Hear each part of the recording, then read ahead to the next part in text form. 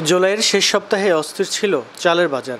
দেশের অন্যতম বড় মোকাম কুষ্টিয়ায় খাজানগরে কেজিতে বাড়ে 2 থেকে 3 টাকা।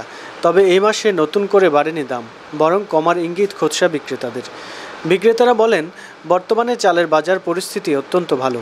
বিশেষ করে গত 15 দিন যাবৎ আমরা স্থিতিশীল অবস্থায় পাচ্ছি। এক সপ্তাহের ভেতর কিছুটা কমতে পারে, 2-1 টাকা কমতে পারে, এরকমই আশঙ্কা বেশি। ব্যবসায়ীরা বলছেন, ওএমএস ও খাদ্যবান্ধব কর্মসূচি চালু হলে আরও সুফল পাবে মানুষ। তারা বলেন, টিসিবি এবং ওএমএস বন্ধ থাকার কারণে সাধারণ মানুষের কষ্ট হয়ে যাচ্ছে।